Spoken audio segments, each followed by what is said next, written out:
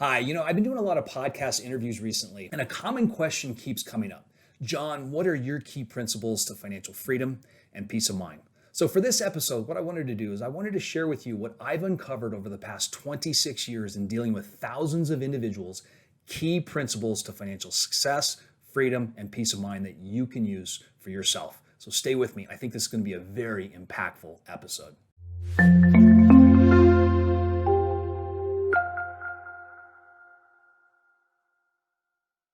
Welcome back to Your Money Mindset, guiding you to achieve lasting financial freedom and peace of mind. I wanted to start off with something I've been witnessing far too long. Is that basically people are running around through life trying to manage their dissatisfaction in their own lives. And I know that sounds harsh, but it's really true. And what I mean by that is people are rewarding themselves, but it's not leading to any long-term joy. They're buying the new car, the new house, the new smartphone, the new flat screen TV, all for a quick fix simply to manage their dissatisfaction in their own lives. Basically jumping from one reward to the next, expecting happiness, and it's not happening. And the underlying reason is that people have an unhealthy relationship with money. That's the key distinction. What that means is that people are basically using money to dull their pain rather than using money to fulfill their purpose. And why is that? Well, basically people have been thrown out into the world to figure things out by themselves. They were never given any guiding principles or a code or any kind of financial playbook. They had to figure it out by themselves. And that's why so many people are suffering financially. That's why so many people are living paycheck to paycheck and can barely scrape up any money for an emergency expense. So as I stated earlier, what I wanted to do is share with you what I've uncovered over many years from thousands of individuals, key principles to financial success that you can use immediately. I would highly recommend you take out a pen and paper because you may want to write some of these down. Why? Because it would be great for you to keep them with you and study them and reflect on your own life, how these key principles pertain to your life or may have caused some harm in your life as well. And keep it handy because you may need these when you're making a financial decision. So let's get into it. Oh, and by the way, where I came up with these is over the years is basically studying, witnessing, researching people that made a lot of money, but more so people that lost a lot of money. That's where a lot of these principles came from. And what I found were those people that lost a lot of money, it was because they violated one or many of these key principles. So that's why this episode is so important. All right, number one, harmful beliefs or destructive beliefs you have around money.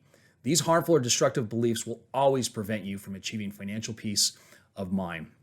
And what are these harmful beliefs? These are basically thoughts, ideas, opinions. In most cases, they're lies that you keep telling yourself that are dictating your financial behaviors. If you change your financial beliefs, you'll change your financial life forever. Number two, whether you like it or not, money is interwoven in every aspect of your life, and it impacts everything: your family, your work, your health, your happiness, your mental well-being. That's why getting your financial house in order is so vitally important for your future and your overall well-being. Number three, your relationship to money is emotional, and emotions can be a great destroyer of wealth if left unchecked. Emotions are a great power and can control everything you do. You must manage your emotions as it pertains to your money. Financial organization is absolutely critical to financial freedom and peace of mind. Order is far more powerful than chaos, and the notion that you thrive in chaos is just another harmful and destructive belief you're telling yourself. It's a crutch. There is a direct correlation between financial disorganization and financial devastation. Trust me, I've seen it a million times with clients who come into my office with basically a junk drawer or a shoebox full of statements and contracts and documents and paperwork. They don't know half the stuff what it is, and most of the time information is missing. You must get financially organized in order to achieve financial freedom and peace of mind. It is absolutely critical. It's the first step in your journey to financial transformation. Number five, planning is far more powerful than no plan. And without a plan, you're basically aiming for failure. It's amazing to me. People spend hours, if not days, planning a one-week vacation, yet they spend very little time planning the last 30 years of their life. Financial planning and sticking to that financial plan is absolutely critical for your financial future. 6, financial success requires an ongoing commitment to monitor your financial situation on an ongoing basis. Just like exercise, you have to continuously be diligent, otherwise your life will be a house of cards. Number 7, action always beats inaction. The key difference that I see between those that are successful and those that are not, the successful are the ones that take the information, take the knowledge, and they put it into action. So again, to repeat, action will always beat inaction. Number 8, ignorance is not bliss. Simply ignoring your finances will not only cause you harm now, it will cause tremendous harm down the road, perhaps when it's too late. By not engaging in this critical area of your life and empowering yourself with knowledge, you're likely destined to failure. Number 9, time does not go in reverse. Despite what you think, the clock is always ticking and you can't make that time up. As time proceeds, it gets harder and harder to get back on track. And at a certain point, there may be no way of correcting your problems. You'll have to live with the consequences of what you did today. And that can be brutal on you and everyone else in your life. 10, you don't know it all. And I don't care what school you went to, how many degrees you have, where you work, or what you read. Bottom line is that you don't know it all. You must humble yourself and ask questions and always seek counsel. The moment you think you're the smartest in the room is the moment you're doomed and miserable.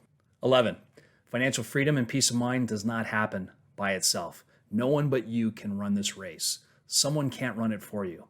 This especially applies to spouses who are left in the dark until it's too late, and I've seen that way too many times. Please don't rely on your financial advisor, your accountant, or even your spouse who claims they know what they're doing. You must get involved. Number 12, money can be lost just as quickly as it's earned. There's just too many to count hidden time bombs out there that can really destroy wealth. And don't get complacent because you have or feel secure because you have a certain net worth or you have a pension for life.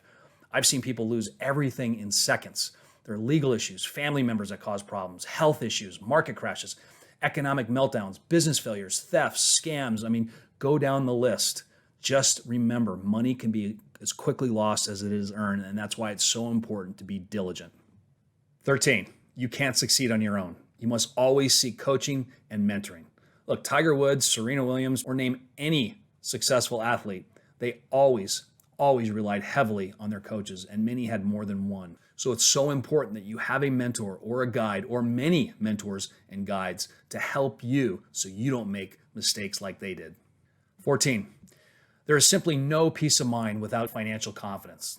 Unless you're a monk, very hard to live a life of happiness, confidence, joy, and abundance without your financial house in order. 15, you can't change your situation without a process. As with addiction or weight loss or anything else you're trying to change or improve upon, you need a process to get you to where you want to be. You simply cannot wing it. 16, small steps taken consistently over time can be very impactful.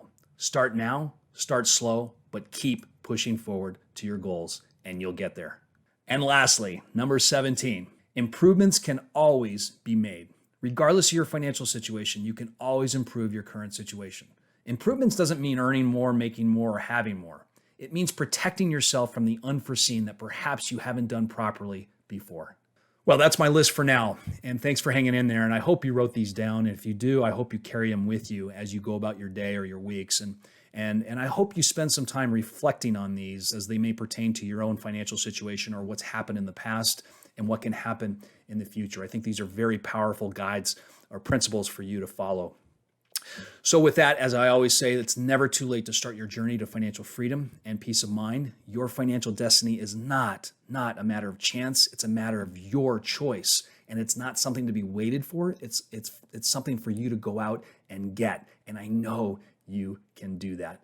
So with that, I hope you enjoyed this. Don't forget to hit the subscribe button and please leave a comment. Would love to hear from you. And if you have any other guiding principles you want to add, put them in the comment box. Would love to see those as well. So with that, we'll see you next time. Take care.